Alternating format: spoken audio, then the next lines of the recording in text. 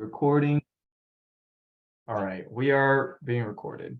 All right, cool. Well, yeah, we'll get started right now because we got a lot to go over today. It's probably one of the most I think substantively dense summer sessions that you all have had so far. But before we get to that, I think first things first. Hello everyone. I'll do an introduction to myself. I haven't been to the other sessions this summer so far since just in terms of scheduling, I haven't been able to make it. But yeah, my name is Daniel Huang.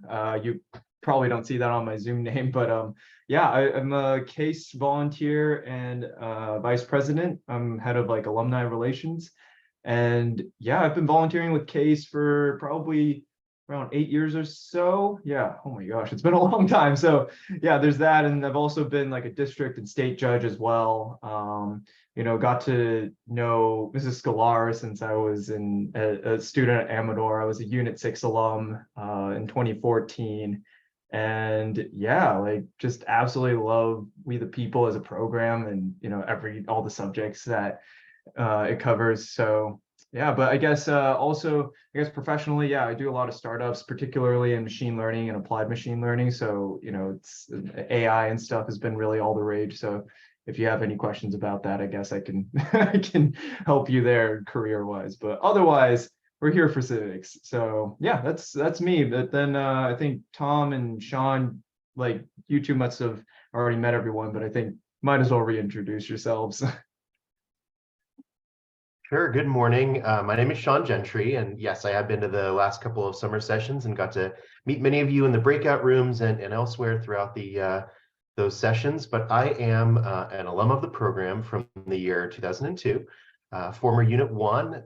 Unit 1 is still my favorite, so if you get assigned to Unit 1 later in the year, good on you. You'll see a lot more of me if that's the case, although this is a very Unit 5 heavy presentation today. Maybe a bit Unit 3, Unit 4 as well, some of the checks and balances stuff. All great units, no matter what you get assigned, it's a good time, and everybody likes different things, so it's okay if you're not a Unit 1 person. I did go to Foothill back then. These days, I am an attorney. I specialize in employment litigation and employment law, and I'm a partner of a small law firm in downtown San Francisco called Ad Astra Law Group. CACE is a passion of mine, and We the People in particular is a passion of mine. I've been volunteering with the program since I started law school, basically in 2007. I came back and started volunteering with Foothill first, and then Amador, and then more generally, and then judging district, regional, state, and have been doing that ever since. And then I joined CACE somewhere in the 2010 decade, and happen to be the chairperson of the board and corporate secretary and some other things, but it's been a great time, and these summer sessions are really fun. And I will turn it over to Tom. Awesome. Yeah, super excited to see you guys all again. I was also at the previous 2 summer sessions, but I'm Tom Lee. I'm an alum of the program from Amador 2 years ago now, so class of 2022, and I was on Unit 2, so super happy to talk about founders. I'm also super passionate about just random history. So if you ever want some interesting founders tidbits, let me know. But yeah, I'm currently a rising sophomore at Brown, and I'm studying business economics and international and political affairs. So kind of more on the econ side, but also still doing a lot of the unit or the Comp Civics We the People content, but more on the Unit 6 international relations side. So if you're interested in that, also feel free to reach out. Super happy to talk about any of that. But yeah, I'm super excited. This is my second year volunteering with CACE. I'm just really excited to see where you guys are able to take this and be able to share this great program with you guys. Cool. All right. No, thanks so much, Tom. And Sean. Yeah, so I guess just a quick review of what we've gone over last week. I mean, not comprehensive, but just some highlights. So last week, I think you all went over kind of how does a hearing work, went over kind of the score sheet, which may or may not be changing sometime soon. We're not too sure, but I think for now it is what it is. So there's that. And then actually, Daniel, we got to hear from a representative of CCE last session, the Center for Civic Education, and we asked her about the score sheet, and she gave us some feedback. It's not changing all that much. We did since then receive some written communication about the changes. Basically, for your information, the main change we're hearing about is more direction for the judges on the participation score. It was a little bit subjective or wishy-washy before, and I think the direction that we're given is consistent with how we've been kind of acting at the state level or in the California state competitions, how we're viewing the participation score. So it's good to get some confirmation that's how CCE sees it as well. But there's a few other little minor changes. So I would say tweaking, not changing. Okay. I no, thought they were going to appreciate that. adjust how they apply constitutional application to Unit 1.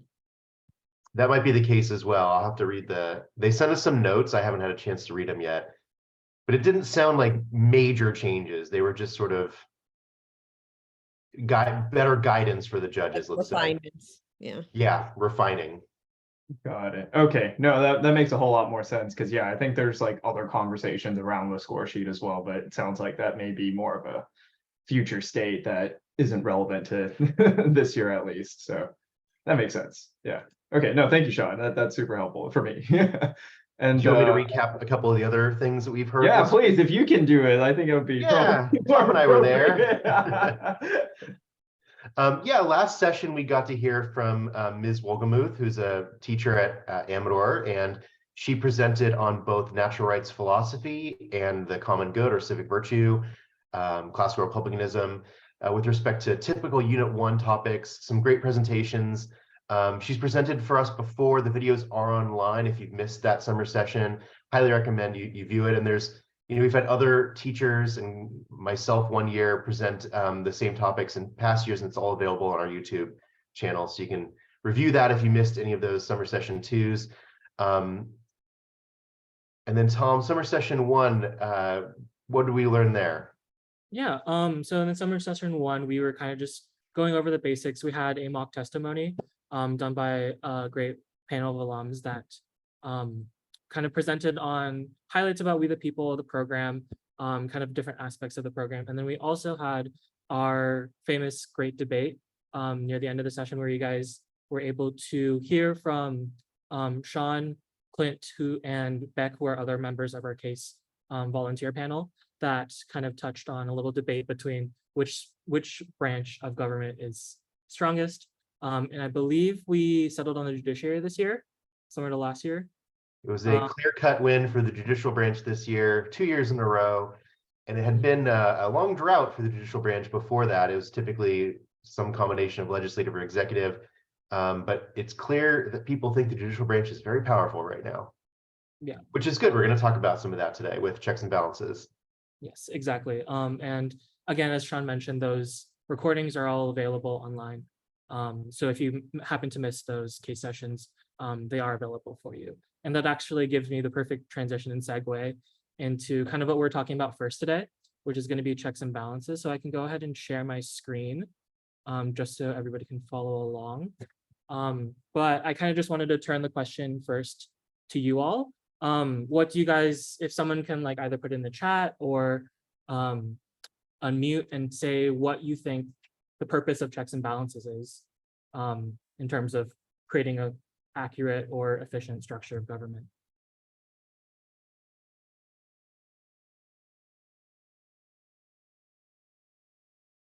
Anybody? Yeah, to prevent like tyranny by any specific branch of the government for whatever reason they want to gain control over the other branches. Yeah, Rachel, awesome. To prevent tyranny, to prevent overreach. And then why do we want to prevent overreach? Why is overreach a bad thing? Okay, that's a little redundant, but why do we want to prevent tyranny? What constitutional principles do we think contribute to that? And you can also type that in the chat if you're not comfortable unmuting. Anybody?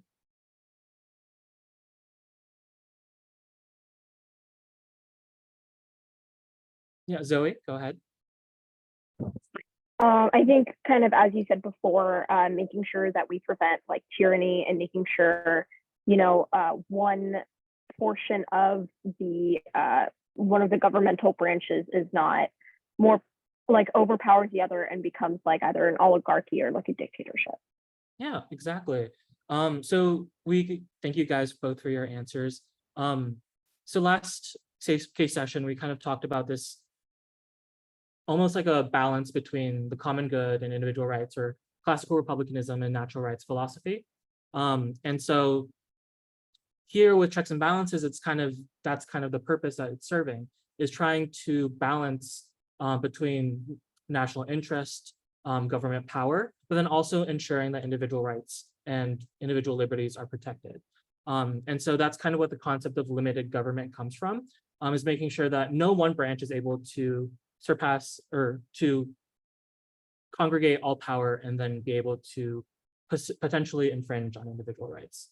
So yeah, thank you guys again for your answers. I'm gonna go into kind of the checks and balances of each branch that they have on the different other branches of government.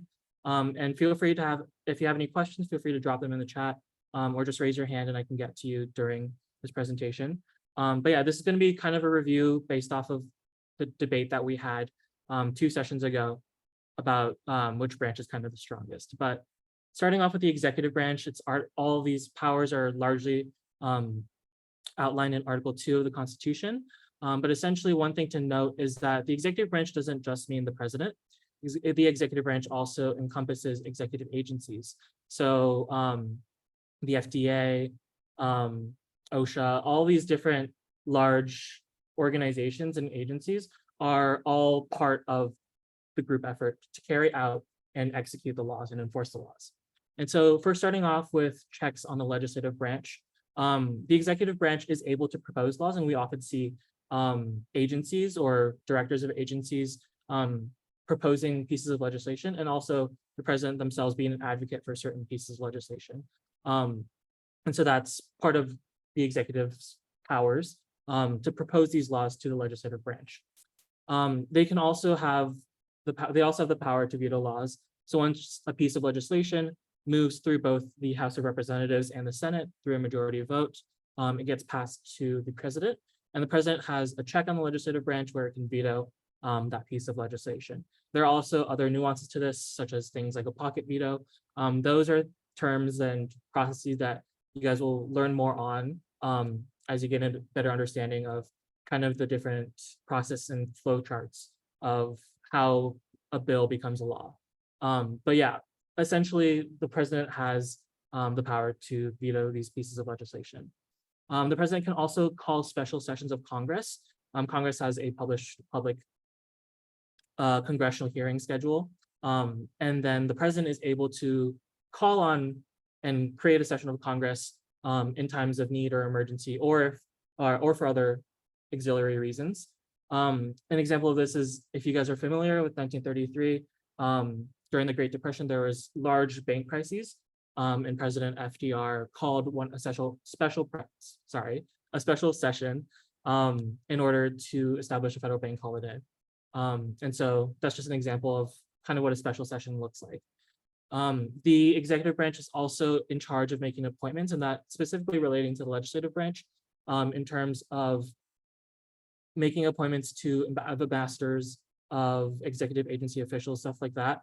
And then it also negotiates for foreign treaties. So while Congress has the power within the Constitution to ratify these treaties, the president is actually the person at the negotiating table. Whenever there is a treaty, it's the president that comes on that decides those terms with other leaders of other parties or different countries. And that's the treaty that gets sent back to Congress. So the executive branch does carry a lot of these responsibilities and checks on the legislative branch. Moving on to executive checks on the judicial branch.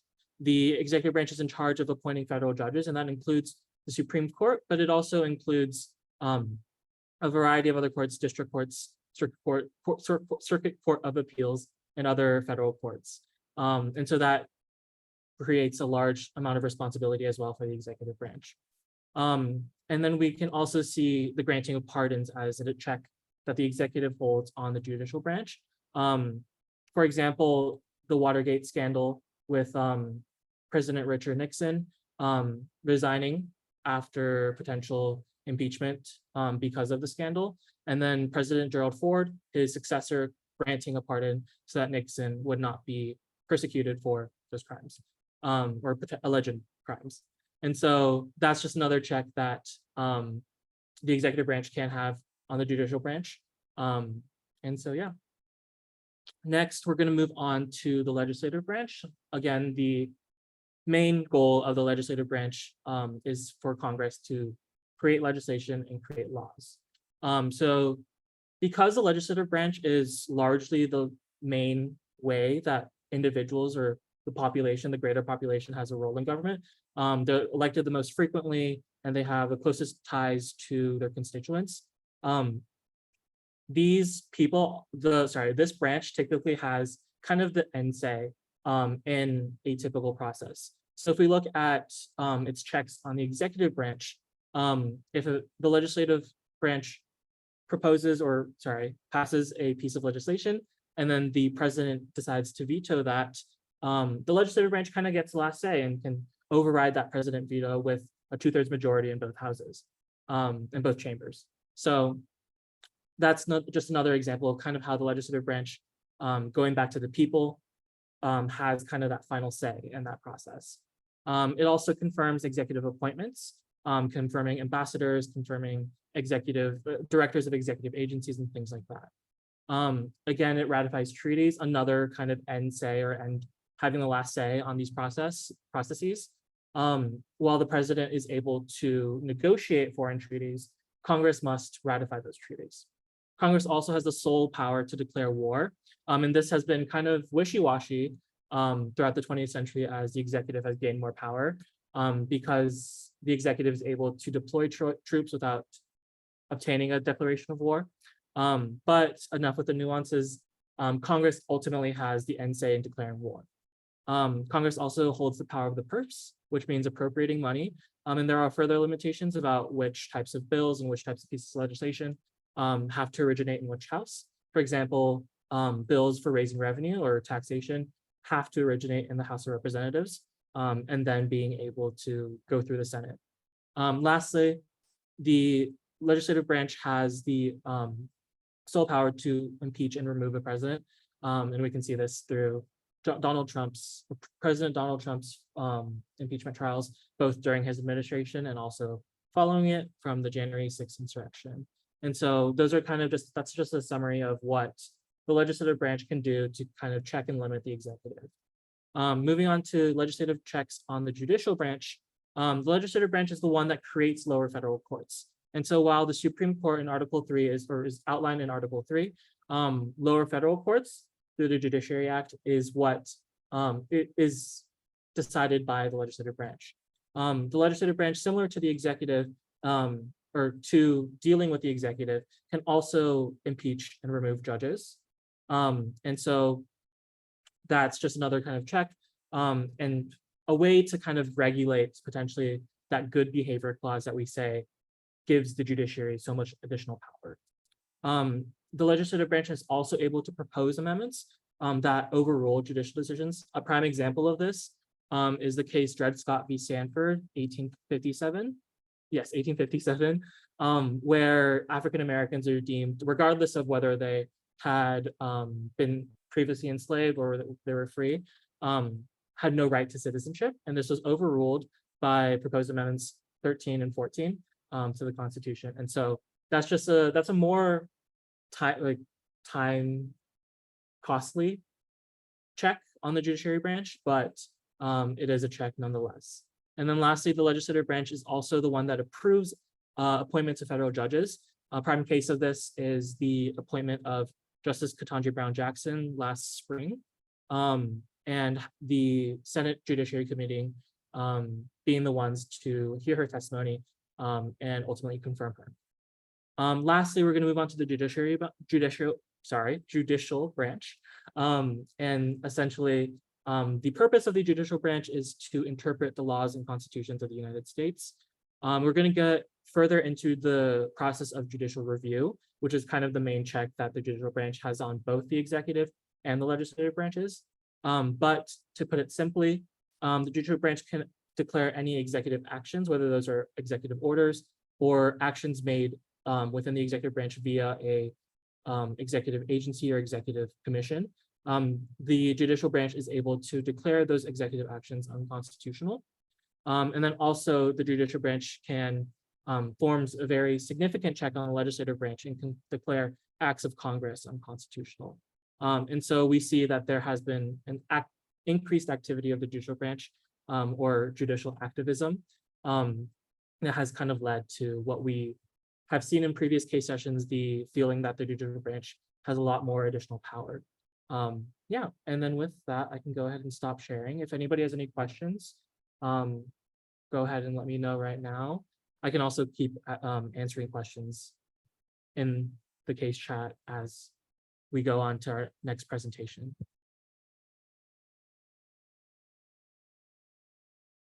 Are we all good? Okay. Well, from there, I think I'll hand it over to Sean, I believe, to present on judicial review. Yes, that's right. So if there's no questions, we will move on to one of the maybe most important, maybe the most important check and or balance in our Constitution or recognized under our Constitution, which is, of course, judicial review. As Mr. Woods presented at our great debate and said many times, this is the most powerful check that we have in our federal government system. And I think that's a pretty fair statement because it is used quite often throughout our history and by the court system. So let me start by asking for some participation, and this is going to be a bit of an interactive session through my presentation, but can somebody turn off their mic, turn on their camera if they want to, but at least turn off their mic. Tell me what is judicial review? And we'll work through the definition. Let's get a starting definition from somebody in the audience. What is judicial review?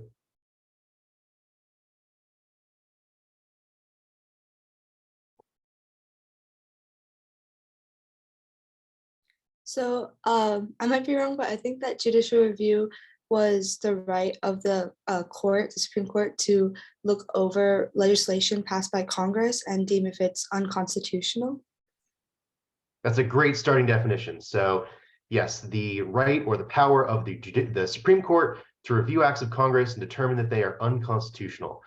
All right, so that's a great starting place for our concept of judicial review. Now let's ask this question: who gets to make the decision about whether something is unconstitutional? Is it just the Supreme Court, or is there anyone else who gets to make that decision? Again, chime in, just turn off your mic at any time.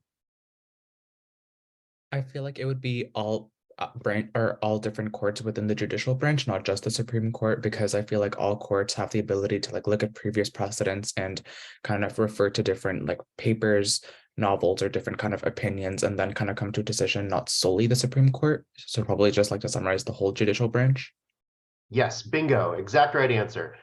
All of the courts, and in this case, the answer is all of the federal courts have the power of judicial review to review, we said, acts of Congress to determine constitutionality. I would also go on to say that state courts have that power as well, not only over their own laws, but state courts will make determinations on the constitutionality of federal acts or federal acts of Congress. And then sometimes those get punted up to the Supreme Court because, of course, the federal courts get to overturn or outweigh any sort of judicial reviews by the state courts over federal laws. We also said that judicial review was ruling on the unconstitutionality of acts of Congress. Is that the only thing that gets reviewed by the court system, or are there other things that can be judicially reviewed? That's a question. I would say there are probably other things like executive orders, perhaps with the student loan debt program. And I would drop the word perhaps and say you are right. Executive actions, executive orders are reviewed. Anything else that the court system can review for constitutionality purposes?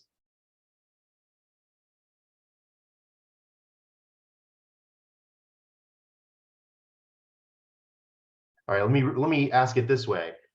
Is it limited to federal acts, such as acts of Congress or acts of the presidency and the executive branch?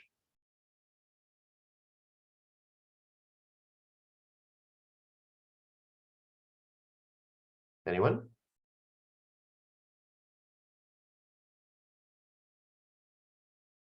All right, hearing nothing, the answer is no, it is not just limited to federal actions. The court system can review state actions, state laws, state executive actions, and make a ruling regarding judicial review as to those decisions as well. And I would also say that the courts can review parts of the federal government that people don't always think of as much in this context, such as the IRS or other executive agencies, regulations we see coming out of the IRS, actions by the Department of Justice, the FBI, the Attorney General, different parts of the government that aren't just the president or Congress. And we see that often where courts will rule on Department of Labor decisions and things of that nature, and whether they're complying with the Constitution. So we've got one more question before we really zero in on our definition of judicial review. But the original definition we had here was it can strike things down as unconstitutional. Is that the only thing that judicial review will do? Maybe I'll just answer that one myself. They can also rule things to be constitutional, meaning it upholds a law. It's not always about striking down a law or an executive action, executive order. Sometimes it's about actually affirming that law and making sure that everyone knows it needs to be followed. So judicial review, to sort of recap here, is a decision by a court, somewhere in the court system, lower courts or the Supreme Court, regarding the constitutionality of an act of Congress, an executive action, or an act of the states, to determine whether it comports with the US Constitution, to determine whether it's constitutional either to uphold or to strike down. So that's our working definition of judicial review. I think it's fairly close to what everyone understands that to be, modernly. And so let me ask everyone this: where does judicial review come from?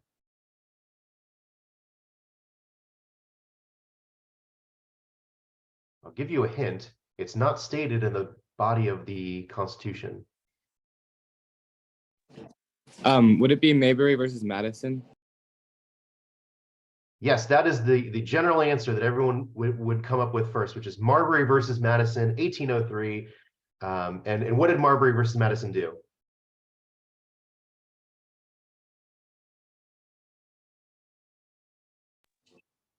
It allowed the Supreme Court to basically gave them the power of judicial review, and they kind of based it off the articles, even though what articles in the Constitution, even though it wasn't like explicitly said. Yes, it established judicial review based on the implications of the body of the Constitution and the inherent powers that appeared to be, and in some cases definitely were, granted to the Supreme Court and the lower courts. So yes, Marbury versus Madison, in this case, struck down an act of Congress in favor of the then incoming president, Thomas Jefferson, to basically side in his favor over a dispute between some of the administration from John Adams and Thomas Jefferson over how the transition of the government was happening at that time in 1803. But I would say actually judicial review was not established by Marbury versus Madison. It's sort of commonly understood that it established judicial review. I would argue, and Mr. Woods loves to make this argument every year, that it only affirmed or confirmed the concept of judicial review as a power already possessed by the Supreme Court. And so, a question might be, if the Constitution was ratified in 1789 and Marbury versus Madison was in 1803, was there no judicial review from 1789 to 1803? And that, I think, does not appear to be the case when you look at our history. So first and foremost, there's a court called Hylton, I think Hylton versus the US, in which the Supreme Court in 1796 actually upheld an act of Congress with regard to a Carriage Act law passed by Congress. And in that case, exercised its power of judicial review in that instance to find that law to be constitutional and basically affirm that Congress did, in fact, have the power that they exercised in passing that law. And then, of course, the president has to sign it as well. So in some cases, when we say acts of Congress, we are still discussing a check on presidential power as well, since the president must approve the law, or it has to pass Congress by a 2/3 majority to overcome a presidential veto. But in any event, 1796, we see the court exercising its power of judicial review, not commonly talked about in the same way Marbury versus Madison is, however. And then going back even further still, in Federal 78, Alexander Hamilton writes about the powers of the court, and he describes how the court system, especially the Supreme Court, inherently must have the power to review the laws passed by the legislative branch, and how important that would be in making sure there are proper checks and balances on our hopefully new system of government that everyone is debating and deciding whether to ratify and adopt. And so his description of essentially judicial review is consistent with what we've seen Marbury of Madison describe or establish the power of judicial review. And so it's generally understood that at the time of the framing of the Constitution, the framers had the idea of judicial review in mind, intended for the judicial branch to have that power, and Alexander Hamilton discusses that exact thing in Federal 78. Okay, so what makes Marbury v. Madison novel is that it struck down an act of Congress, struck down a law for the first time on a very high-profile stage, a dispute between the presidents and their lackeys, if you will, not their lackeys, but their subordinates, their elected officials or their appointed officials, and some decisions regarding judicial appointments. And so it was novel because it was the first time that it was a true check on the other branches of government, that the judicial branch said, no, in fact, this law is not constitutional as passed. And so it certainly helped that the Supreme Court found in favor of the incoming president and his administration, because, of course, the executive branch has the power to enforce our laws. And it would have perhaps gone a different way if the incoming president and his administration had not wanted to enforce the decision made by the Supreme Court, but that's not the case. And so luckily, Marbury v. Madison stuck, and we've ended up with this concept of judicial review for the rest of our history, often considered to be the most important Supreme Court decision ever, because it really helps solidify every other Supreme Court decision that ever came after it, either upholding or especially striking down acts of Congress, acts of the president, acts of the state governments. And it also did something that was kind of important at that time in 1803. Democracy was, and especially constitutional democracy, was somewhat in a fledgling state at that point in history. It had been a long time since the antiquities of republics with Greece and Rome, or Rome before it was an empire. And so we were seeing this new wave starting with the US and then eventually with France and many other countries adopting constitutional principles and what we now think of as the rule of law. And so the rule of law in many constitutional governments, and certainly ours, relies on something like a judicial branch or a Supreme Court making decisions about whether something is consistent or not consistent with the underlying documents that establish our government. In this case, with the United States, the Constitution and the Bill of Rights, other amendments that have come thereafter, and to some extent, the laws passed based on those decisions that sometimes impact the passage of later laws. So in this way, judicial review really cements this concept of rule of law and says that our Constitution is not just some piece of paper. It's not some sort of idyllic statement regarding the political principles that we want to abide by. No, it's really saying the Constitution is the rule of the land.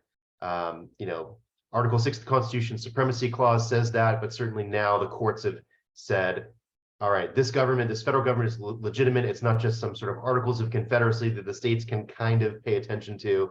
No, it's a real government, and we've seen that the federal government has been incredibly powerful in our history after ratification. So of course, the founders probably did not anticipate how powerful this check would be, this check of judicial review. And in fact, we can look through our history and see some very sweeping decisions by the Supreme Court, some landmark decisions that have had very significant impacts on our lives, significant impacts on the way our government works, the way the branches interact with each other. I'm thinking in particular of certain things we're establishing equal protection under the laws, but also things like Youngstown, Sheet and Tube versus Sawyer, which established sort of when the president can make certain decisions when Congress has otherwise acted already in a certain area of law. And actually, I have a fun comment from Tom that I'll read here in the chat. It says, fun fact, before Marbury versus Madison, SCOTUS judges would travel in carriages around the country to rule on cases instead of cases going to them. And whenever they met in Washington, D.C., they met in the basement of Congress, which people said was a dark, dank potato hole. So judicial review quite literally gave the Supreme Court its power. I think that's correct. And the building that the Supreme Court resides in did not exist at the same time the Capitol was built. It was built sometime later. Very good, Tom. All right, so we're talking about how, of course, the founders didn't anticipate the power of judicial review. And, the founders were not always right or not always able to imagine how our government would evolve the way that it has. For example, with political parties being as powerful as they are, or the administrative state, the regulatory state, and the executive branch being as gigantic as it is, as powerful as it is, and having many delegated authorities essentially from Congress to pass regulations that are basically like laws or law light, let's say, that are not actually acts of Congress, but something that the executive branch is regulating or defining. And so, the founders were a bit wrong about the power of judicial review as well. In fact, in Federalist 78, Alexander Hamilton essentially says the judicial branch is the weakest branch. They must have this power of judicial review, or else what is even the point of the judicial branch? Some people over our history have felt that the judicial branch was the weakest, but I would argue that at the very least, it is a co-equal branch of government, and it's specifically co-equal because of this very powerful check that it possesses. Now let's talk about potential abuses of judicial review or the court system. And so the court system, right, needs to be checked as well. We're talking about checks and balances today. What's to prevent the Supreme Court from doing whatever it wants and making wacky decisions, calling them judicial review? What are some checks that we have on the Supreme Court justices or lower court judges and justices if they get out of line with this abuse of power? Let's hear from the audience. What are some checks on the judicial branch?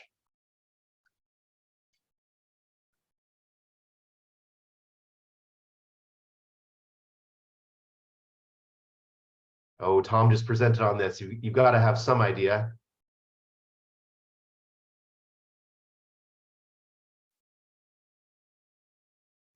I'm not sure if this is exactly like a check, but I know that they are just appointed by the executive.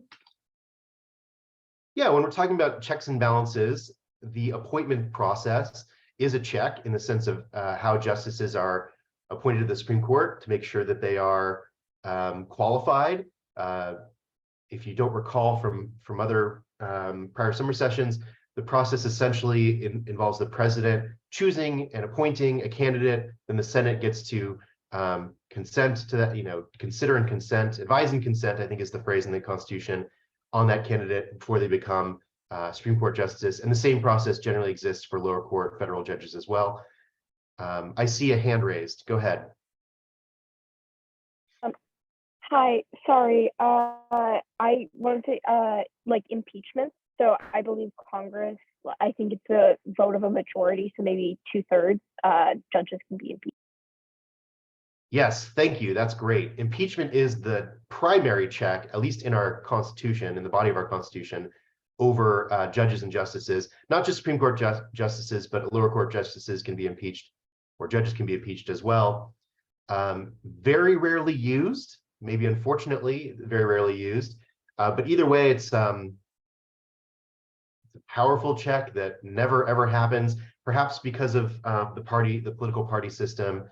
But if a judge is out of line, certainly they can be impeached, and then the Senate gets to act as a jury and determine whether to, in fact, remove them from office.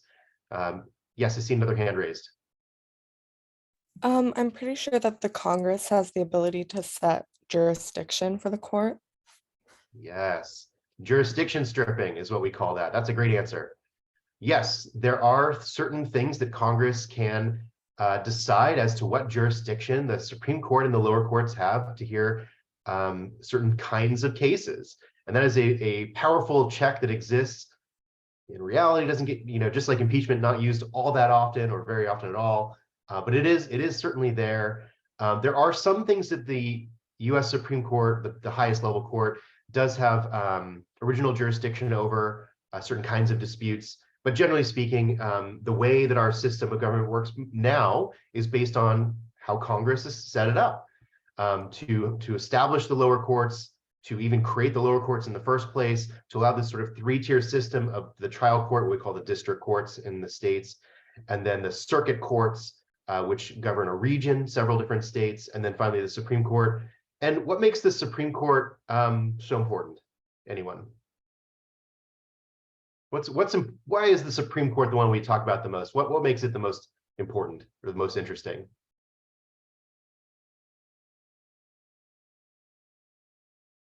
Judges are elected for life. Judges are elected for life. Yes, what else?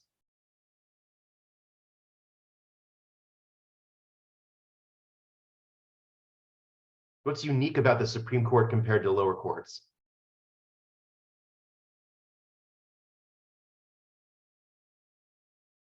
Okay, I'll answer that one. The answer is they have the final say. Unlike the circuit courts and district courts, nobody gets to overturn the decision made by the Supreme Court. Once it makes a decision, it is the final decision. It can overturn itself, but it ultimately gets the last say on whether something is constitutional or not. So from a judicial review standpoint, the Supreme Court is the decider. There are a couple other checks perhaps that exist in addition to impeachment and jurisdiction stripping. The court could be defunded. So Congress has the power of the purse, right there in Article 1. They have the power to levy taxes, but they also have the power to decide our federal budget. And so they could remove funding, especially from the lower courts, or even for the Supreme Court to, operate the way that it does, which would really hamstring the judicial system and make it a lot harder. Hopefully we never see anything like that. The judicial system is already underfunded as it is. And of course serves an important role in our society in upholding the rights of citizens, especially when the government is the one trampling on our rights. But yes, they certainly could remove money from the court system. There's one other that I'll get into, which is essentially overturning. So this is more of a check on the judicial review itself, overturning the decision of the Supreme Court. And there's really two ways we can see that, two main ways we can see that happen. One is the obvious one, or what I think is the obvious one, which is a constitutional amendment, right? So the Supreme Court makes a ruling about an act of Congress or whomever, and that's based on what the Constitution says, how they interpret what the Constitution allows the federal government to do or not do. If Congress doesn't like that, or the United States wants to hold a constitutional convention to overturn that decision, they can pass an amendment to the US Constitution and change what the Constitution itself says. I will tell you that is nearly impossible modernly. There's only been 20 some odd, not even 30 amendments to the Constitution, and 10 of those were basically at the founding era. And so it's not a very likely outcome, but it certainly can happen. A lesser outcome would be to pass a law that changes something about how the court ruled on the case. So a lot of times the court's decision is interpreting the law and will say this part of the law is unconstitutional, but not necessarily striking down the whole law, or the reasoning behind why a law is struck down could invite Congress or the executive branch or the state government to change the law in some way or pass a new law that would potentially change the outcome of the court decision. And we have definitely seen this. We've seen some instances where the Supreme Court even invites Congress to do it. So I'm thinking of Shelby County versus Holder as one example regarding the Voting Rights Act, where the Supreme Court essentially said one pillar of the Voting Rights Act was outdated, was old, was based on decisions held up against the states about how they're enacting voting restrictions that was no longer pertinent in modern times, whatever modern times means, but in the last decade or so, and indicated that Congress certainly could amend the law or change the law or pass a new law that would be more current and more applicable to how the states were operating now, and therefore might be constitutional. Now, it's of course possible that the Supreme Court would review that decision or that new law as well and decide, in fact, it's still not constitutional. But at least the option is there in some instances. And we've seen other examples where the Congress will pass laws that are a direct reaction to a Supreme Court holding to change the rules. And in fact, let's talk about something recent with the way that abortion access has been modified by the courts, the Supreme Court in the last couple of years. There's been a lot of discussion within Congress about whether Congress could pass an act to make abortion access nationwide. Has not done so, but the understanding at least was that the way the Supreme Court ruled on that decision in Dobbs would allow Congress to make a decision one way or the other about the right to the access to abortion, because essentially it's left up to the states right now. And the court has said that's, the states have the power to make the decision about abortion rights within their jurisdictions. So that's sort of checks and responses to judicial review. The final thing I'll ask you before we move on to the next topic is, what are some other examples of judicial review? I want to hear from you. When you think about judicial review, what do you think about after Marbury versus Madison, about how the court has utilized judicial review in our history? Some really powerful examples. What do you got for me?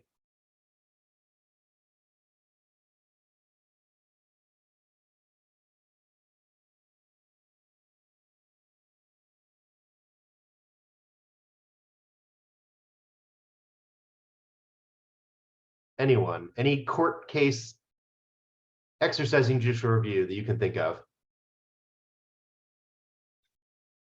Yeah, you don't need to raise your hand. You can just turn your mic on and go for it. I'm not sure if it was already talked about because my audio was cutting out, but I'm pretty sure in Brown v. Board of Education, judicial review was used.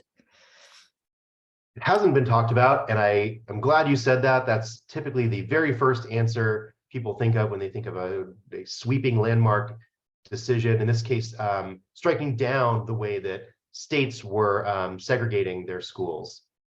Yes, great answer. Anyone else? I want to hear as many as you can think of.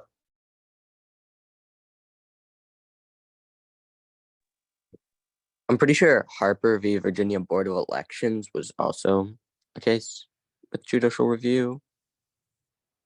Okay, Harper versus the Virginia Board of Elections. Good. What else do people have? Plessy v. Ferguson, you considered one of the examples?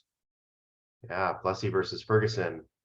Good answer. What else? Laude v. Galello, I think. Tell me what that one is. I'm not sure I recognize the name of that one. It was like involving free speech, challenging like a city ordinance restricting signs in yards. Good. Yeah, I don't think I'm familiar with that, but there's so many answers you could give me. I'm guaranteed to not know them all.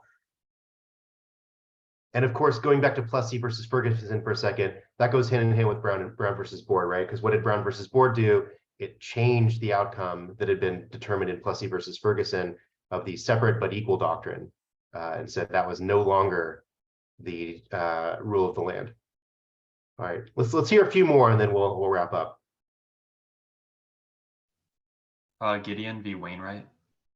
Gideon versus Wainwright. Great answer. Shank v. United States that upheld the Espionage Act. Shank, yes, and I think the Abrams decision from around the same time, early 1900s, regarding, yes, espionage and spying essentially, and laws against that.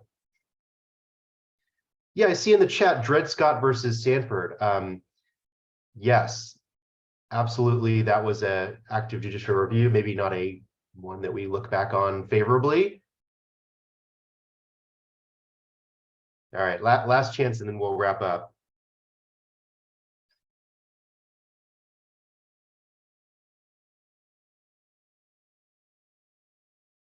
Yeah, just to mention Gideon versus Wainwright, that was a good answer too. And it essentially upheld the Sixth Amendment, right? Establishing a right to of criminal defendants who are unable to afford an attorney, a right to an attorney. And it's interesting we talk about the Sixth Amendment, also that the right to an attorney really only exists for criminal defendants, not civil defendants. I happen to be a civil lawyer. There is no no automatic right to a defense attorney or an attorney at all in civil actions. Well, thank you everyone for that discussion. Without further ado, we're going to talk about incorporation doctrine. Yeah, thanks so much, Sean. Although I do want to be sensitive to time because I know folks may have been sitting around for quite some time. Like, would people prefer to take a break right now and then come back and talk about incorporation, or you guys are ready to go for some more of this? Well, I think it's just under an hour. I think it is a good time, Daniel, because it could be a little bit of it's a good discussion. I want to make sure everyone's fresh for it. Right, that's what I'm thinking too. So cool. All right, so we'll take a quick break right now. We'll be back at okay, it's not quite the top of the hour, but we'll assume it is, and we'll be back at 11:10. So yeah, see you all in 10 minutes. See you soon.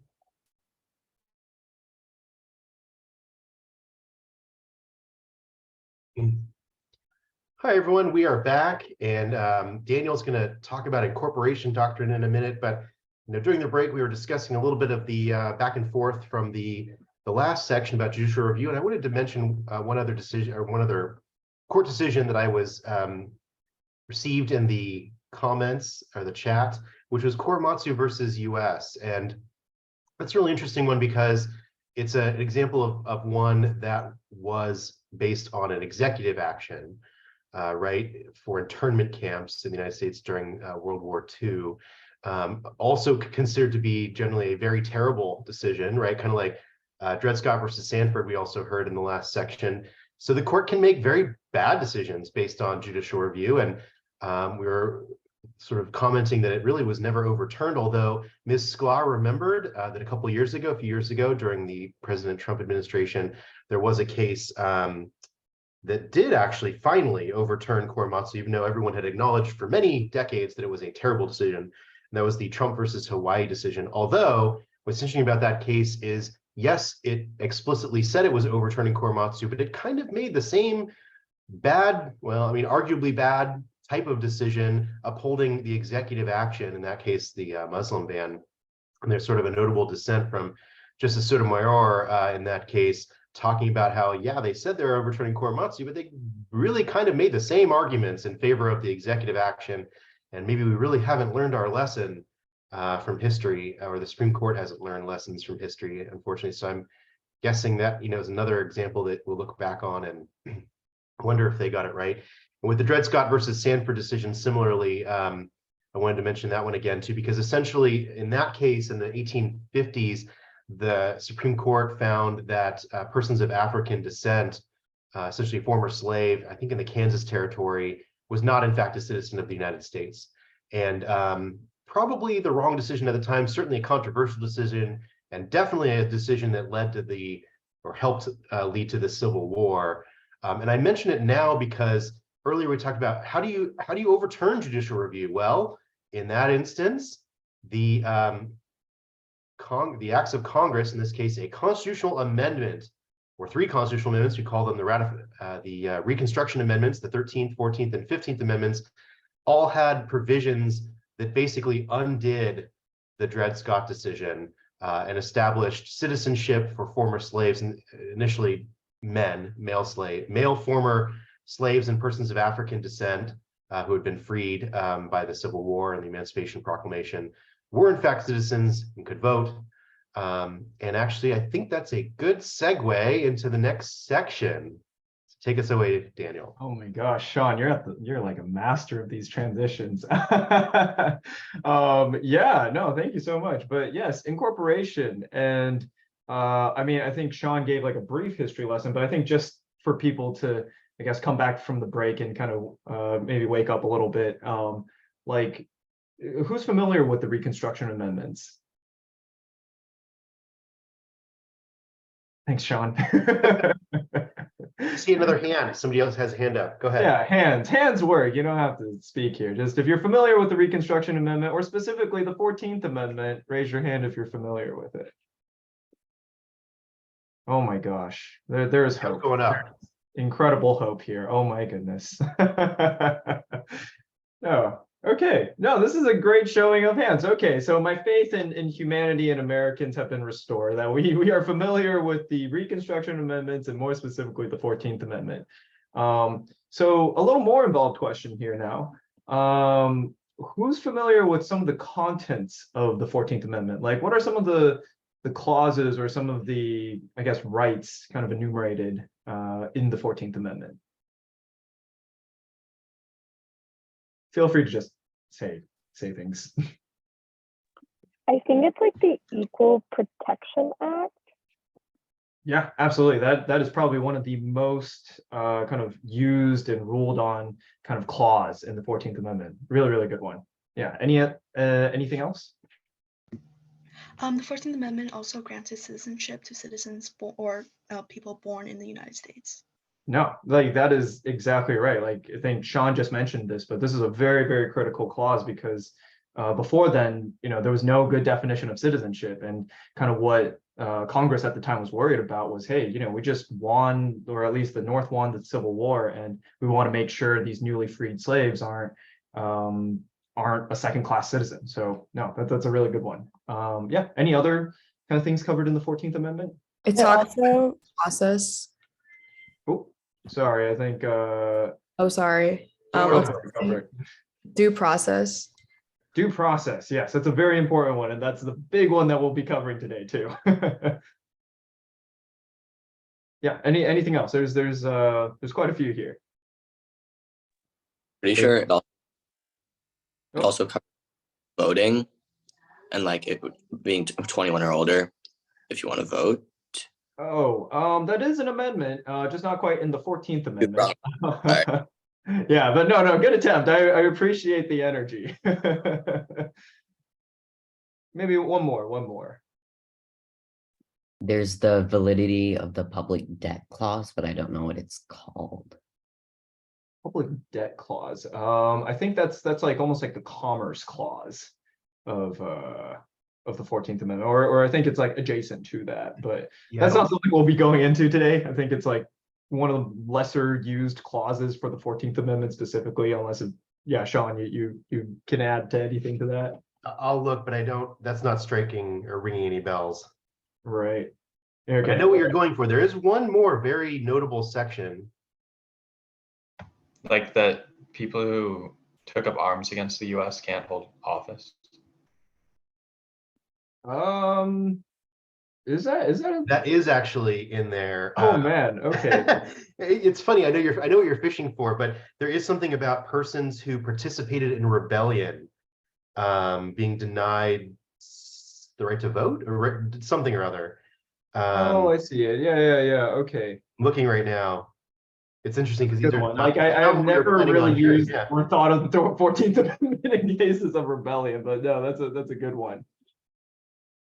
Yes, there is. I'm looking at it right now. There's a denial of male inhabitants of such state.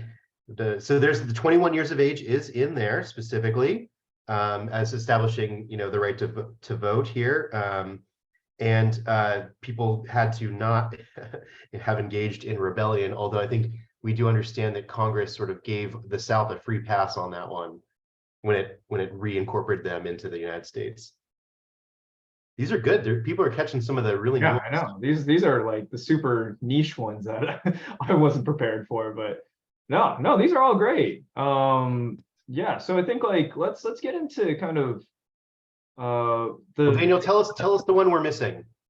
Oh, the missing one. I was gonna go for like privacy or like substantive due process. I don't know if those are the ones that you were thinking of. Oh, Daniel, privileges and immunities clause. Oh, well, of course, slaughterhouse cases. Yes. Privileges and immunities clause. So like a Enforcement clauses too. One more time, Tom. Enforcement clause. Enforcement powers. Yes.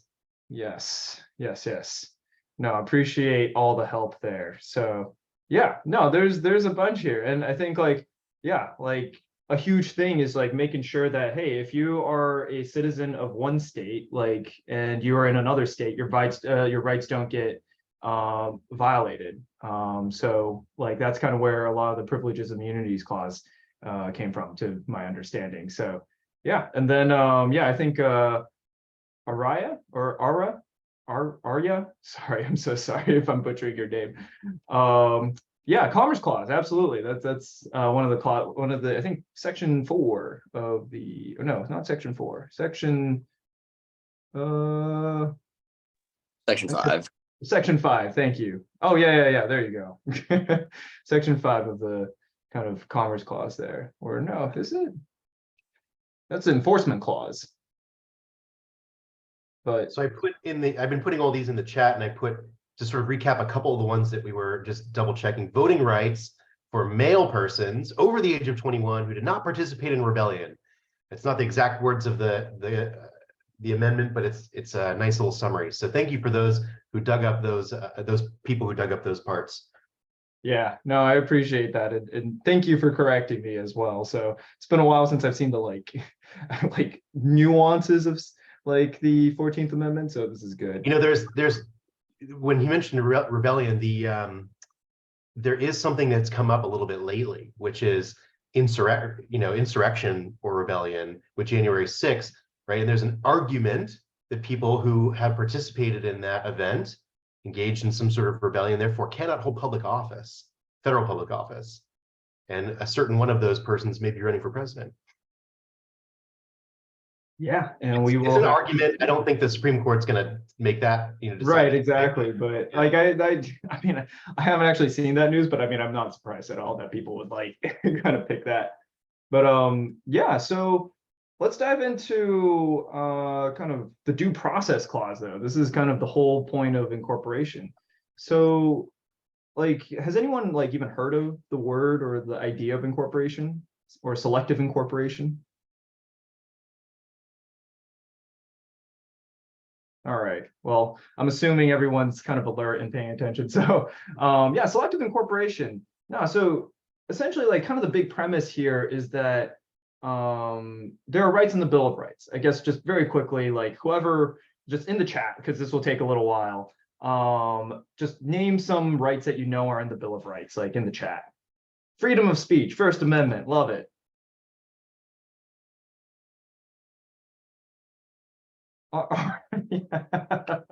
Yes, Second Amendment. Freedom Right to of bear press. arms. Yeah, absolutely. Freedom of religion. Yes, we love our First Amendment rights. Cruel or unusual punishment. Quarter. Yes. Oh my gosh, my favorite one. Quartering during times of peace. Yeah, and freedom of religion is we have the Establishment Clause and the Free Exercise Clause. Yes. Freedom of press, I see. Yep, press assembly. Then I'm also seeing in the chat as well, right to remain silent, which is the Fifth Amendment, I believe. Jury trial, no unreasonable searches and seizures, right to a fair trial. Fair and Yes. speedy, yeah. Yeah. No, these are really good. Maybe like two more and then we'll move on. Non-enumerated rights. Ooh, that's a very good one. Number 9. Yes, the idea of a penumbra of rights. Yes, government only has power designated by the Constitution. That is the 10th Amendment, separating kind of federal versus state powers. Yes, freedom to assembly. That is also a First Amendment protection. So yes, thank you for the participation, everyone. That's very encouraging.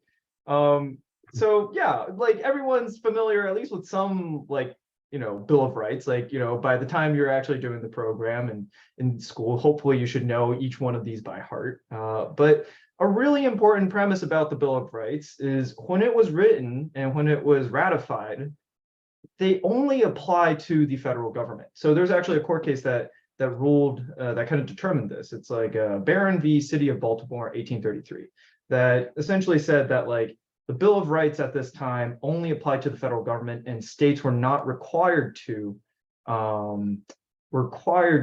enforce this. And yes, Sean makes a very, very good point that yeah, like the whole premise of the Bill of Rights is not positive rights, but negative rights of saying, hey, like Congress will make no law, right? Meaning that they're not allowed to make laws, and it's much easier kind of enforcement kind of language there. So yeah, no, that's an excellent point. And And Congress then- means Congress, so like federal Congress in this Right. instance. At least it did. At least it did, right? Yeah. So, the big question now is like, well, okay, so all these rights are really important rights, but what happens when states are violating these rights, right? So, it's a very good question. And for the longest time, we didn't know the answer until 1925. There's a very famous court case. Bonus points to anyone who knows this court case. 1925, that made it kind of defined as to whether or not these Bill of Rights applied to the states. Does anyone know? This is like super bonus points here. Okay, no worries. That's the whole point why we're going over this. So a really famous court case. So this is called. Oh, Yes. somebody got it. Somebody got it. Oh my gosh. Okay, you get all the gold stars I can award here. So thank you, Zoe. Yes, Gitlow v. New York, 1925. So Gitlow v. New York's like kind of an interesting case. You don't have to know the case super duper well, the contents of it. I mean, essentially, it's like Gitlow was this guy in New York, and he was like kind of a a socialist, and he was like distributing these left-wing manifestos that violated one of New York's like criminal anarchy laws. And like kind of the idea was like, was New York allowed to kind of infringe on his First Amendment rights? And kind of one of the big questions that the Supreme Court had to answer was, hey, like, does First Amendment protections kind of apply to kind of state laws as well? And this was kind of a hallmark case because it said, hey, like these First Amendment rights, or these like kind of Bill of Rights, at least in this specific instance, does apply to the states. But this is a very selective kind of process. So this is known as selective incorporation. So whenever there's a court case ruled in terms of a specific kind of right in the Bill of Rights, the court may selectively incorporate or apply that Bill of Right from the federal level to the state level, right? And at that point, the state has to bear the burden of proof in terms of like whether or not they have a right to violate these Bill of Rights. So before I like kind of share my screen real quick, Shaw, did you have anything to add to that? No, let's jump right in. All right, cool. So this idea of like selective incorporation, right? So yeah, means that like, okay, cool, we have all these rights at the federal level, but you have to wait for specific cases to come up to the federal level before they're actually incorporated onto the state level. So here, if you can see my screen right now, you'll see in one of the kind of session materials that we have kind of a list of like all these court cases and what specific right in the Bill of Rights did they incorporate. So we can see in 1931, Near v. Minnesota, like freedom of press was incorporated to the states, meaning that now states have to also follow kind of the same standard of Congress shall make no law violating the freedom of press, right? Daniel, what do we notice about the first 22 years of this?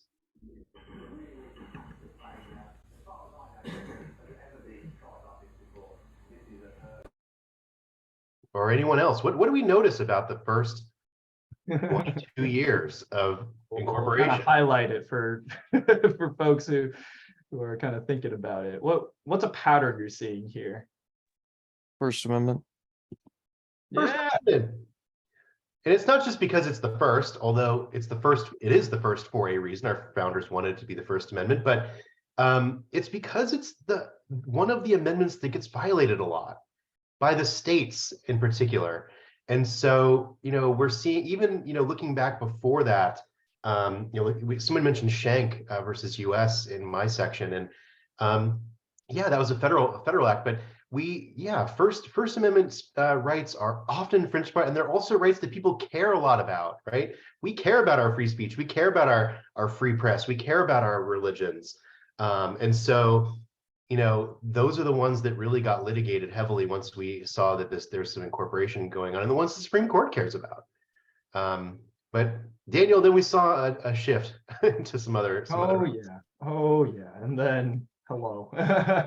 Yeah, I mean, no, absolutely. And then yeah, I guess just to move this along too.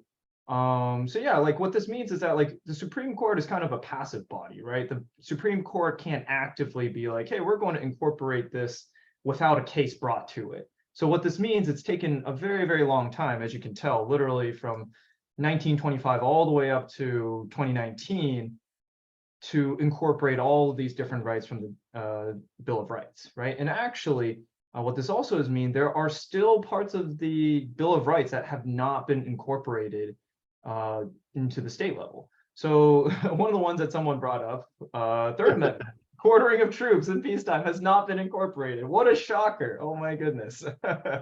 Right. Hopefully you aren't quartering any troops in your households, but yeah, it's unlikely that that's ever going to get incorporated. And then you also have kind of I think somewhat important ones down here of like, you know, Fifth Amendment grand jury clause or the Seventh Amendment right to jury trial in civil cases. I don't think this is outdated, right? Like this is still No, it's still accurate. And these are interesting, right? These are judicial, you know, parts of our Bill of Rights. And I think part of the takeaway is that the Supreme Court is okay with states being a little bit different in these things. Civil juries, not ubiquitous throughout the United States. California has civil jury. There's a right in California to trial by civil jury, but it doesn't have to be unanimous necessarily either in every state. In fact, often it isn't.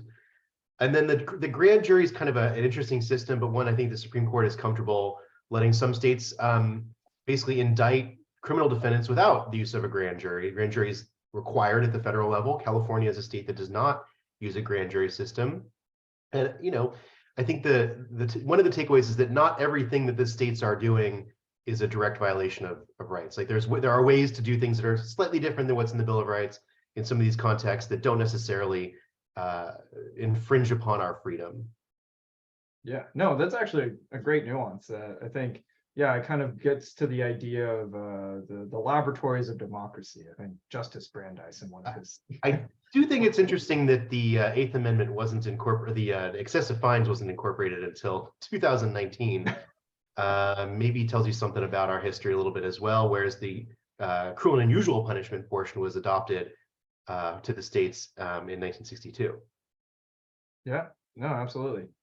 And yeah, so I think like as you're looking through this list, you might be wondering, so at what point can the Supreme Court use selective incorporation, right? Because it's like there's a lot of different rights enumerated in the Bill of Rights, but it's still kind of an arbitrary kind of like guesswork that the judges have to do whenever they see a case of like, oh, this is important enough for us to apply to the states.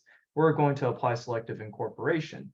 And I guess also to kind of reiterate, when I say the Supreme Court, I mean it as an institution. I don't mean it in terms of like as an entity, right? In the sense of like, you know, Supreme Court is made up of different justices, and each makeup of each Supreme Court is going to react differently depending on who's in that kind of position. So, you know, it's a very kind of weird kind of institution and body of people, which makes determining what is like legitimate for selective incorporation very difficult. So I'll name a court case. Has anyone heard of Palco v. Connecticut, 1937? Also massive bonus points to whoever does know. Feel free to raise your hand or say something about what you know about Palco v. Connecticut. Okay, cool. So I'm going to assume that this is fresh material for you all. So Palco v. Connecticut, yeah, so if there's two court cases you really want to know from this, Gitlow v. New York, 1925, introduced the idea of selective incorporation. And then Palco v. Connecticut, 1937, is kind of the court case that defined, that quote unquote defined, you know, when can we use selective incorporation? So the actual case itself isn't like super interesting. I mean, it is interesting. It was like a murder case. Like Palco was charged with first-degree murder, but he was actually only convicted of second-degree murder. So then by a state court, by a state jury. By a state court, right? Correct. By a state court.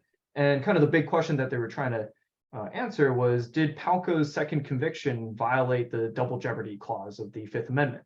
And the majority opinion, 8-1, was saying that, yeah, well, I think it was like, yes, it did violate, or no, it didn't. I think it did not. It did not, right? Okay, sorry, thanks. It did not violate the Fifth Amendment, but most importantly, kind of created this, I don't know, this idea of like a Palco test of like, then the majority opinion, I don't remember which justice put this, but said that that some Bill of Rights guarantees, such as freedom of thought and speech, are fundamental, and that the 14th Amendment's due process clause absorbed these fundamental rights and applied them to the states. So his essential kind of test was, hey, if these rights are fundamental, then that's when we use selective incorporation, which for those who are paying attention, like, that's not terribly helpful. Like, what does fundamental mean? Right? So, you know, I'll kind of leave it at, or go ahead. Yeah, and so freedom of thought, right, is the phrase that he used, and that was the fairly famous Justice Cardozo. And again, we remarked at the beginning of this presentation that what was consistent until 1947, First Amendment decisions, First Amendment incorporation, and freedom of thought is sort of the umbrella term for what is protected by the First Amendment. So you can see the Supreme Court in 1937 was still under this sort of belief that, you know, something like that is a fundamental right, whereas something like double jeopardy is somehow not a fundamental right, even though it's embodied in the federal Constitution, which is kind of interesting. Yeah, no, and actually, sorry, I just saw someone in the chat asking a very legitimate question. What is, I'm assuming, what is double jeopardy? Double jeopardy, I think, Sean, if you can kind of like assist me here, it's like, my understanding, it's like you aren't allowed to be tried by the same law twice, essentially. Yeah, you can't be tried for the same crime twice. Crime, sorry, yeah. Yeah, right. So if you're charged with murder, in this case, second degree or first degree murder, and you're acquitted, double jeopardy means that the federal government cannot try you for murder twice. Now, what's interesting about the Palco case is he was convicted, so he was acquitted of first degree murder, convicted of second degree murder, was retried for first degree murder, and convicted of that. So he was convicted twice, but of different things. And what the Supreme Court found was that double jeopardy, basically being tried for first degree murder a second time, was not a fundamental right within the meaning of the incorporation doctrine. Yeah, so not sure I agree, but you know, that's yeah, it's kind of a thinking emoji moment there, but yeah, no, thank you. So yeah, as as I'm kind of teasing out here, like, what are some problems that, and this is also a leading question, of course, but like, what are some problems do you all might see with the idea of selective incorporation?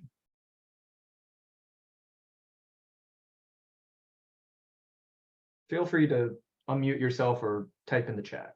Well, while people are thinking on that, because I do want to hear from everybody else what problems they see, I'll mention one, which is that it's up to the whims of the justices. And here's why. We just talked about the Palco case and how Justice Cardozo essentially opined that double jeopardy is not a fundamental right that should have been incorporated. But look at this chart. Look at 1969. What do you see? No double jeopardy. So 32 years later, what does the Supreme Court say? The Fifth Amendment is incorporated, double jeopardy is incorporated, or specifically the double jeopardy part of the Fifth Amendment is incorporated. Now, I'll note that the Fifth Amendment as a whole is the due process amendment of our Constitution. The due process portion is not incorporated, if that makes sense, because the 14th Amendment basically restates the due process clause of the Fifth Amendment, but now more broadly establishing it to the states as well. So I guess there's no need to incorporate something that's already been specifically incorporated through a constitutional amendment. Yep. No. That's But yeah, what else? What are other problems with this system of selective incorporation? And actually, while everyone's still thinking about that, Daniel, let me say this. There could have been they could have done other things, right? So we didn't have to have a system of selective incorporation. The court could have decided that we would just whole hog incorporate all of the Bill of Rights. 14th Amendment passes. The next day, all 10, of the amendments to the Bill of Rights now apply to the states, or that is the first 8, which have substantive protections. And that's not what the court did, right? So Yeah, what else do people think are flaws in this system? Yeah, I mean, just to comment on that as well, I'm like, I feel like that is the most legal system thing to do, right? It's just like, as a justice, it's like, oh, I don't want to rock the boat, I don't want to like incorporate all these rights to the states. So let's be extremely conservative here and only selectively incorporate these rights as they come along, which, not a huge fan of, but We've asked this question, and let's give everyone a chance to respond now. What are some other problems? If you don't want to turn your mic on, you can comment in chat. I think we got a lot of action in the chat the last time, so either way is fine.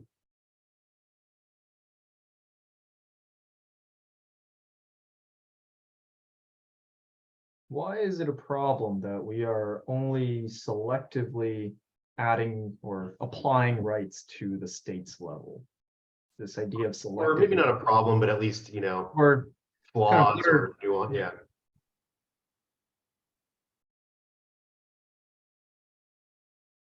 Go ahead.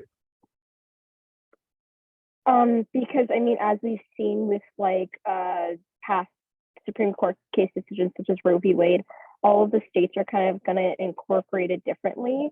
And maybe a problem with that could be is that they're not all going to incorporate it on the same level. So an example of a problem would be like, let's say someone from Arizona or someone from California goes in to Arizona, commits a crime there that wouldn't necessarily be maybe illegal in California because they're not on the same selective incorporation basis. And that's just an idea. I'm not sure. Yeah, no, it's a good discussion point. Incorporation doesn't necessarily mean being subject to the same laws. It means having the fundamental rights guaranteed by our Constitution protected in all states, or protected from the states. And so, as sort of using your example, if California is treating one type of thing differently than Arizona, for example, right to a public trial, let's say. So the person's arrested in Arizona, they don't get a public trial, whereas in California, they would have gotten a public trial. The question is, does the Bill of Rights require Arizona to also provide a public trial? So looking at, In re Oliver, the answer is yes. The Supreme Court has incorporated that right to the citizens, and therefore in Arizona or California, you have a right to a public trial. Again, typically criminal trials are what we think of when we talk about this. But yeah, I guess what I would say, Zoe, is making sure if it's not incorporated, then it's not applicable everywhere equally. What are some other potential issues with incorporation or selective incorporation? This is just a guess, but maybe if the rights are being like individually incorporated, then the right has to be sort of like violated before it can be challenged and go up to the Supreme Court for them to decide. Definitely.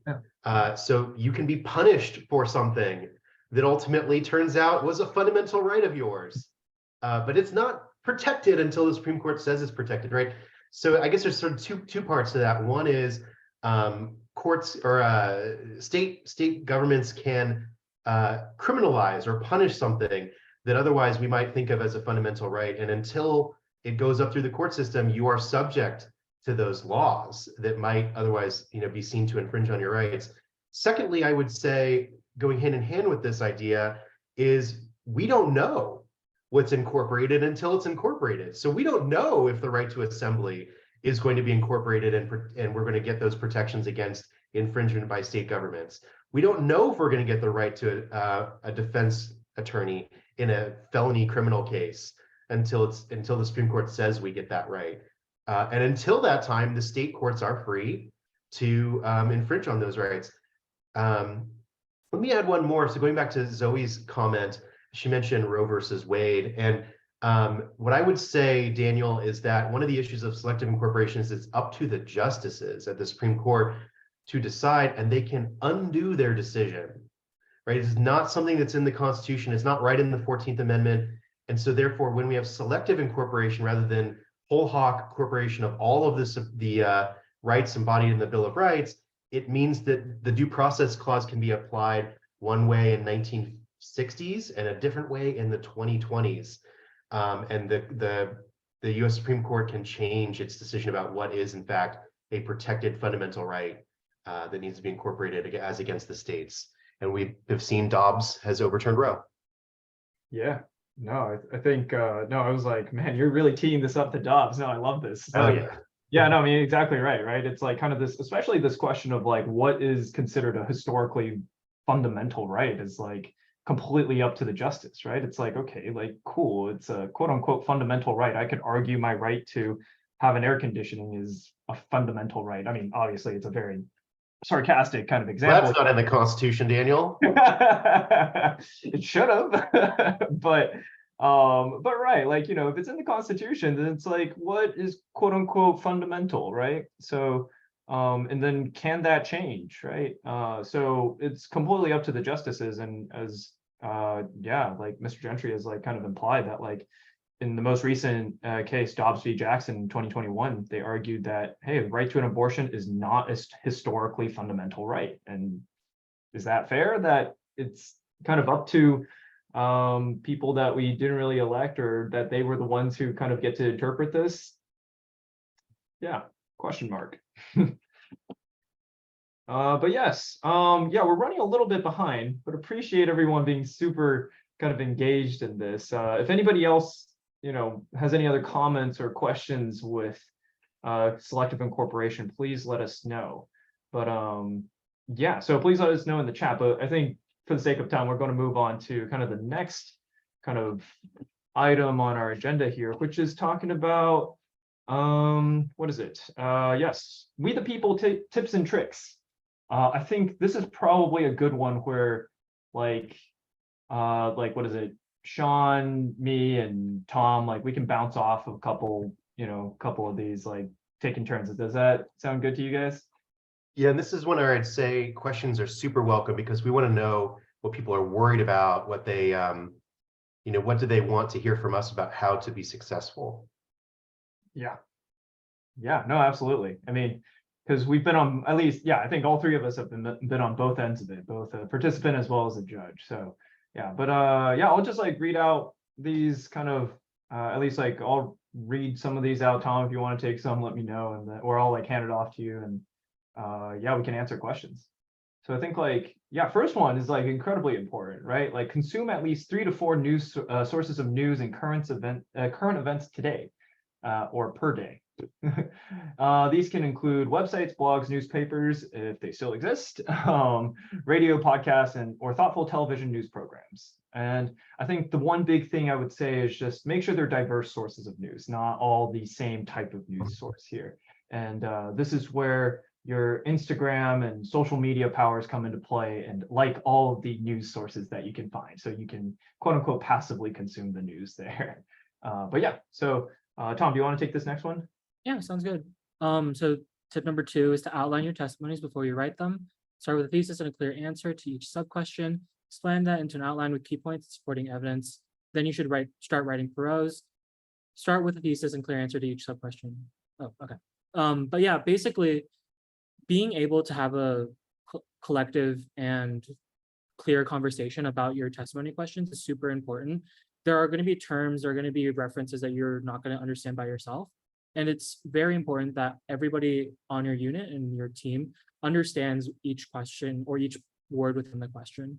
And so definitions, being able to understand each argument, being able to understand which parts people agree on, which parts don't disagree on, it'll save you a lot of time when you're writing your testimony. So then you won't run into the problem where if you're writing your testimony and you finish writing and then you look back at it and part of your unit says, oh, I just completely don't agree with that like main thesis.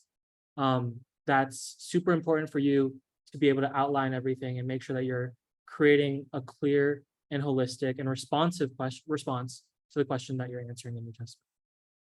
Yeah, no, thank you. And then Sean, I don't know if you want to like jump in as well for this third one. The debate your positions. Yep. Yeah, actually, it's a good one for me to comment on. So yeah, debate your positions with teammates, regardless of which side you're on, both before, during, after your testimonies. Don't be afraid to disagree with each other. And don't be afraid to rewrite your testimony after you've done this debating and had some time to think about it. And you're going to rework your testimonies a number of times as you come along.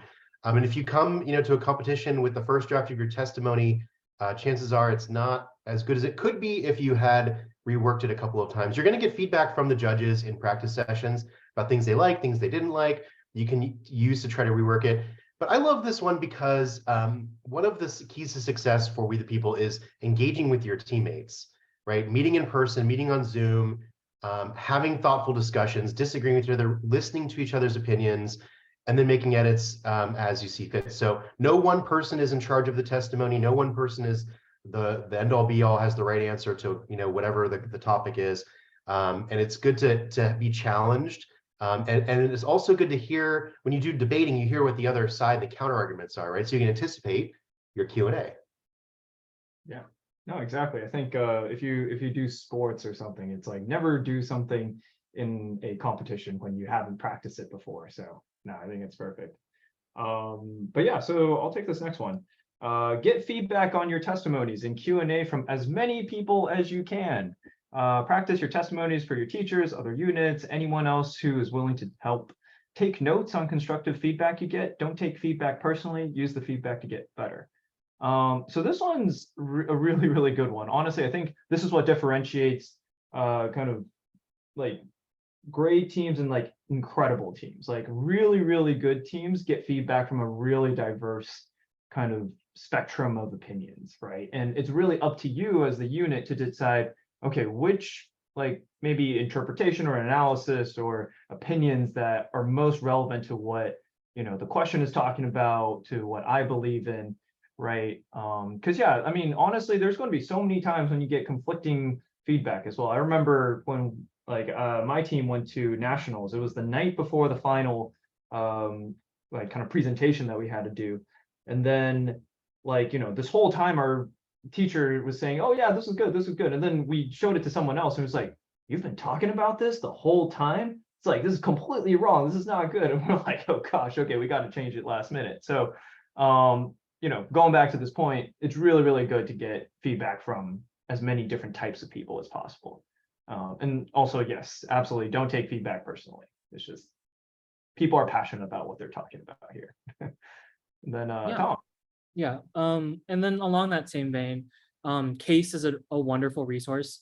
And I think both teams my year, we were the first year that ended up using Discord, and I think it was a great tool for us to communicate with a lot of the CACE volunteers. And so luckily we're going to be continuing to use Discord this next cycle. And so definitely reach out, everybody on CACE, Clint Woods, Sean, Daniel, everybody listed on the CACE server has gone through this program, or has judged this program, or has gone through this program in some capacity. And so I know definitely for me going into We the People, it felt kind of like, oh, am I going to survive this year? Like, oh, am I going to actually like enjoy and be able to like not dread doing this? Because I mean, it's an amazing program, but it's very demanding. And so alumni, CACE volunteers, teachers, they're not only a resource competitively, they can provide you with sources, they can provide you with good arguments to answer your questions, and again, give you feedback, but they're also people that you can reach out to just to kind of figure out how to navigate We the People.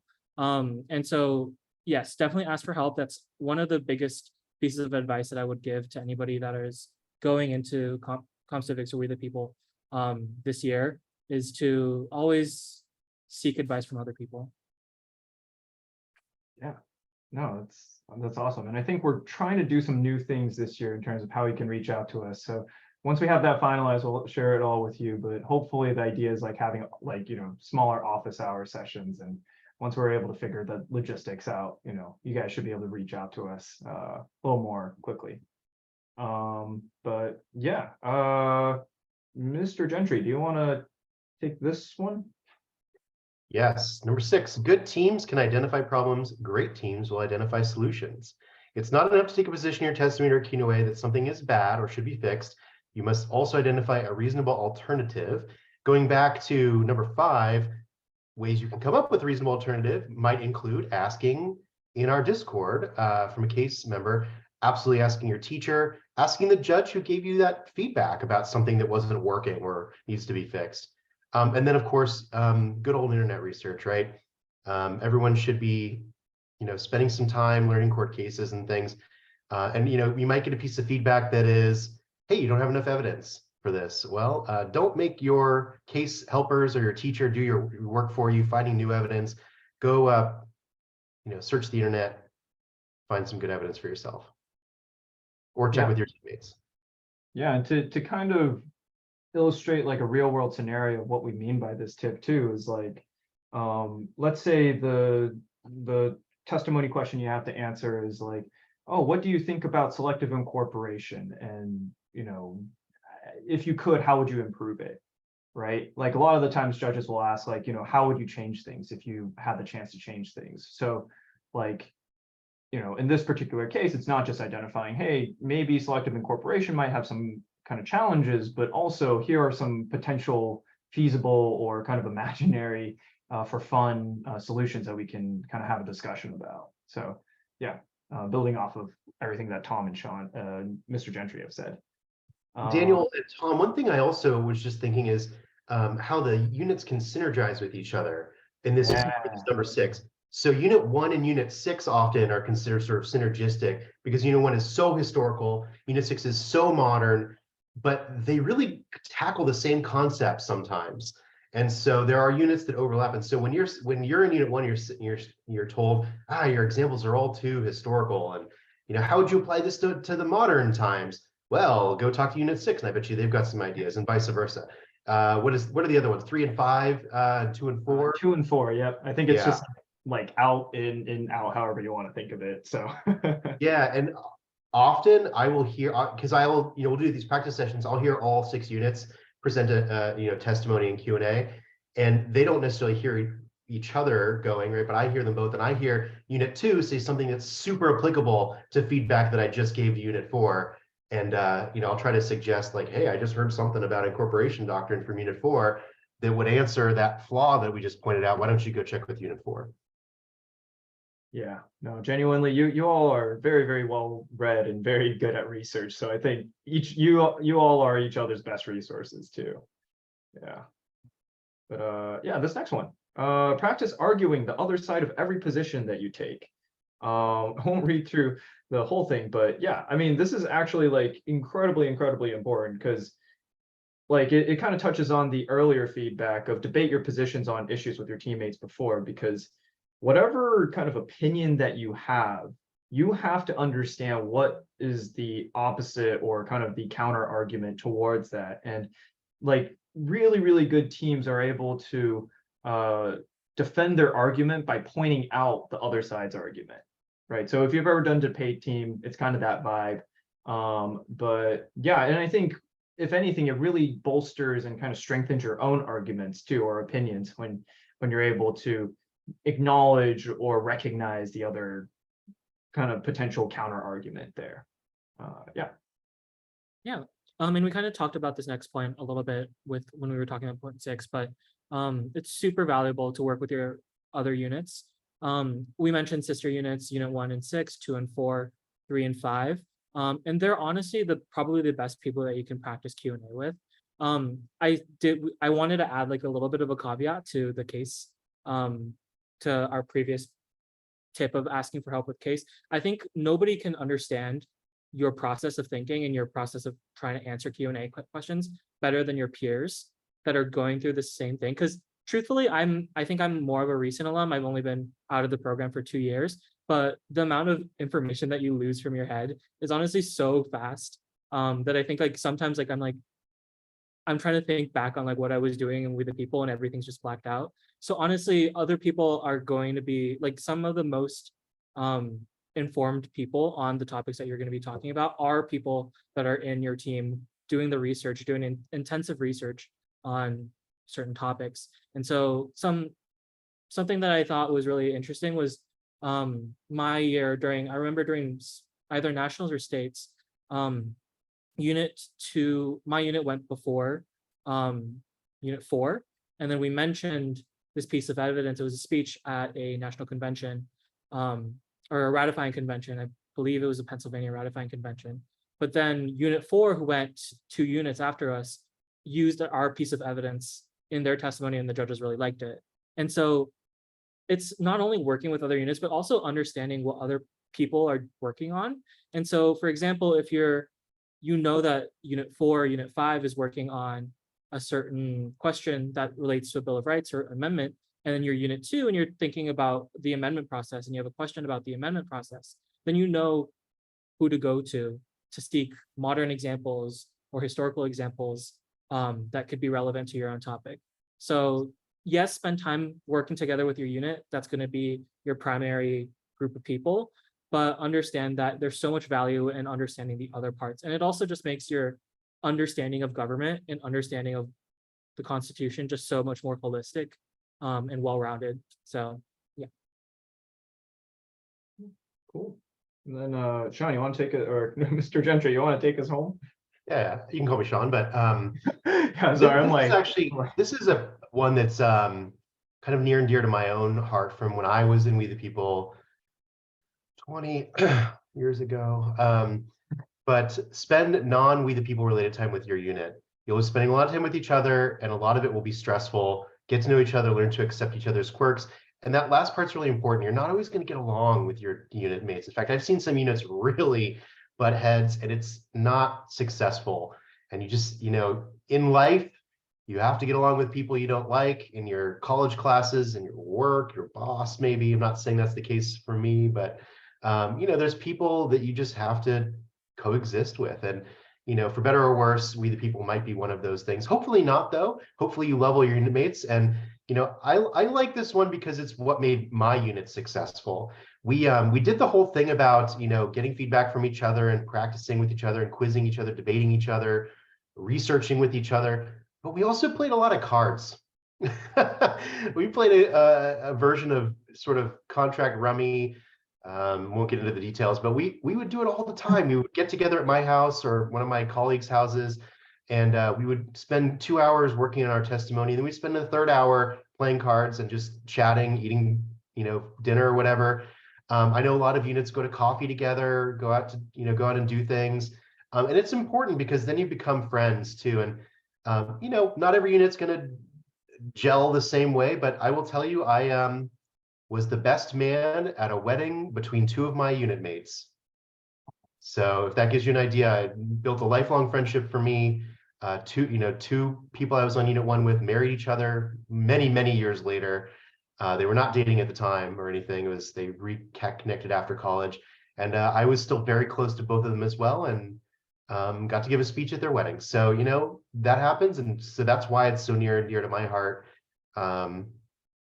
And now our kids are friends. So, I wish that for some of you, if that works out that way.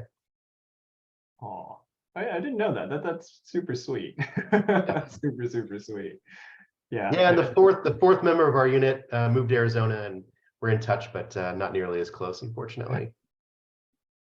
Yeah, like I think no, I think yours may be one of the best case scenarios. I think me and my units, like we tolerated each other for the most part, but no, we were like really, really good friends at the time. And then I think like after graduation, it's like, okay, I think I spent a lifetime's worth of time with you. And that can happen too. And that's okay if you decide, once you're done with We the People, that was enough of those people. I've definitely seen that. The goal is just to, get along as best you can, and learn how each person is going to answer questions so you can anticipate each other as well. Tom, your unit had a nice relationship during competition, and then, how are you guys now? Yeah, I mean, definitely still, because we just got back after our first year of college. And so kind of this like topic is kind of fresh in my mind of like trying to reconnect with all of your friends and your classmates from high school. But I mean, honestly, I think what was really helpful for me was because I had a unit mate that I've known since elementary school, and then another unit mate that was my best friend in high school. And so being able to like just have that like connection, I think it's something that's like We the People wouldn't like, if we hadn't had We the People, we would still like be friends and like keep in touch after the program. But I think We the People really like gels you, and like this is completely in like a positive manner, but it like group traumatizes you in a way. Like I mean that with all like sincerity and like and like happiness that you guys are contributing to this program and planning on going through this program. But I'm just saying that like the amount of hours, the amount of time that you spend together, it really creates like a working relationship that you have with nobody else. Because yes, you're gonna have colleagues in the future. Yes, you're gonna have like partners and stuff like that. But something about We the People and your unit mates, it's really a different type of bond. And I wholeheartedly second what Sean was talking about with unit bonding. I remember one of our first unit bonding things was like watching Hamilton together. It's a very unit 2 aspect of it, but yeah, it's just spending time and actually understanding these people. And again, you don't have to like everybody, but being able to have that working relationship is super, super important, and it can bring you lifelong friendships. Yeah. No, thank you. Daniel, I would suggest maybe we take a short break here, and I want to bounce some stuff off you for the next rest of our time. Let's do it. All right. So yeah, thanks everybody. We're going to take a quick 10, Say 5 minute. 5-minute breaks, come 5 back minute at break. 12:10. Okay, 12:10.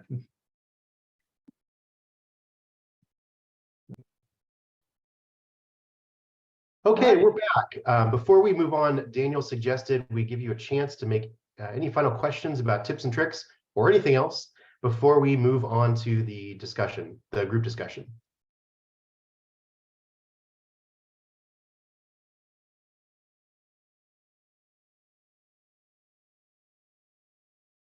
Going to be a long year, so any kind of questions you might have about how to succeed in We the People, feel free to ask. Do you guys know if there's any like videos of past competitions that like we can watch or something so we can get a feel of like what the competitions kind of look like? There definitely are. The one that comes to mind immediately for me is the national competition. Their website includes some videos. They're a little hard to find, but they are out there. Negative, right? What the government. Sorry. No problem. Yeah, the Center for Civic Education national competition does have videos, but actually, if you go to YouTube, and I'm thinking out loud a little second, their YouTube channel is the best source. Yeah, so they're right there. Actually, Daniel, showing you on the screen. You can see the national competition. Some of your, the teams from California. Alumni now. Yeah, some of the alumni from Amador and Foothill and Irvington and other schools are there. You can see right in the middle of this one, Mr. Glickman is a California judge. You'll see him at the state competition. Is that Amador?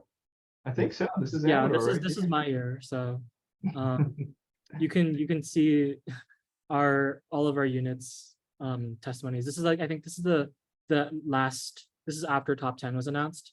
So this is like actually the last testimony that we ever did our year. And so the format is also completely online for us. So it'll be a little bit different for you guys when you guys go to states and hopefully nationals in person. But content wise, it's the same. There are videos of in-person competitions though from years prior to 2020. And you can see some right there in 2015, Unit 5 from whatever school that was. Yeah, so I think Center for Civic Education YouTube channel is what you're looking for. And there are many, many, many, many videos. Now, the topics at the questions at the national competition are, I guess, harder or, whatever word you want to use than what you're going to see at district, regional, and state. At, every level, the questions get a little more nuanced, I guess, maybe is a better word. And so, they're a little more basic, I guess, at the regional level, but even so, you can see the way that people go about providing a testimony, making sure you answer all the parts of the question, and then the Q&A. And the questions are available online as well. So if you're looking at, let's say, the 2015 video of Unit 5, and you want to see what they're, actually, you know what? The judges read the question right beforehand, so you'll get to see it in the video as well. Great question. Any other questions about tips and tricks and or the topics we discussed today before we go to breakout rooms?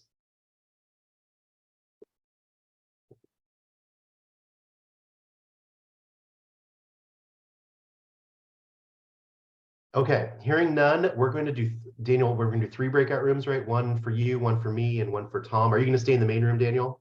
Yeah, I'll stay in the main room. So let's see if hold on, breakout rooms. We've got 52 people in the meeting. 3 of them are us. 1 of them is Ms. Sklar.